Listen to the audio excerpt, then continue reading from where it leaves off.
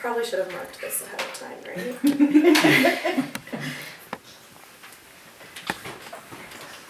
Okay, so this is chapter 9, and it's called 6 Minutes. And this is Eleanor's perspective in 2019. 1, 2, 3, 4, 5, 6. 6 minutes. That's all I had to do. 6 minutes without the baby. 6 minutes was how long Danny said it should take me to take a real shower, one where I shampooed my hair and washed my skin. I paced back and forth in the bathroom. I resisted turning on the water. What if he cried? The rushing pipes would drown him out. I imagined him alone, screaming, Danny passed out on the floor for some horrible reason, and me in the shower, unaware of everything happening on the other side of the bathroom door. Everything okay? I called out. We're fine, Danny responded, exasperated. We're both fine.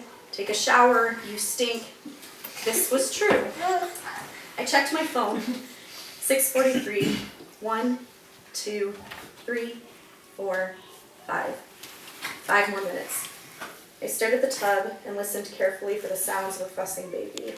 It was silent. Somehow that was worse. I wanted to turn the faucet. I really did. But I was paralyzed.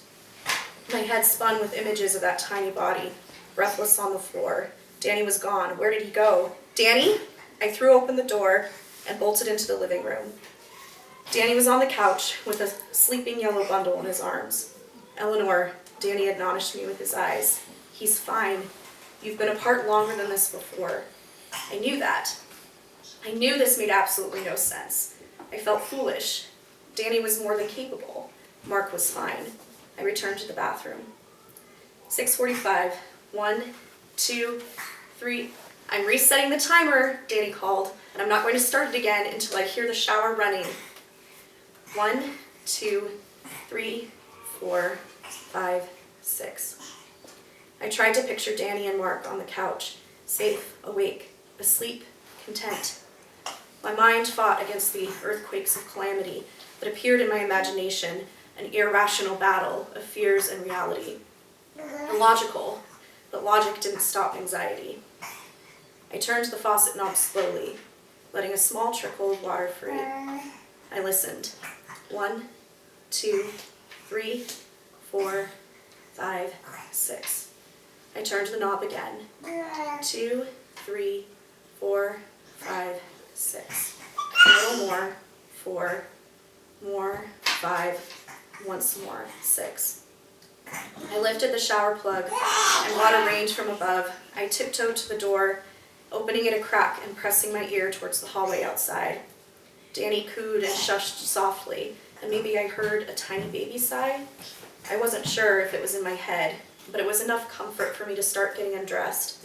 I stayed close to the door as I peeled off the clothes I'd been wearing day and night for almost a week, feeling the cool air from the open door cut through the steam that was building up behind me. It was nice on my naked skin, like a gentle caress. I moved the shower curtain over with the back of my hand, watching the water falling to the porcelain floor. I hesitated a moment longer to listen. But the water drowned my senses, and when I finally stepped inside, my soul warmed from the outside. I let the water run through my hair, over my face. The droplets gathered on the white tiles on the wall and dripped into the divots of yellowed grout. The steam encased me, shielding me from the outside world.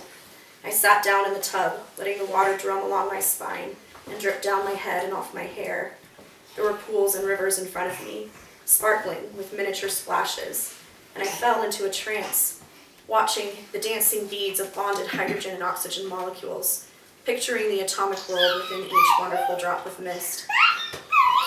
PPOCD. The diagnosis was official now, as of my most recent session with Eliza. How was I going to survive this? Is my only hope in single moments on the bathtub floor? Would I ever feel normal again? What did normal feel like anyway? I'd always been anxious, as far back as I could remember. My first episode of depression was in the 6th grade. I wasn't sure I'd ever even experienced normal. Many a therapist had told me normal didn't exist. Did normal feel like dancing drops of mist?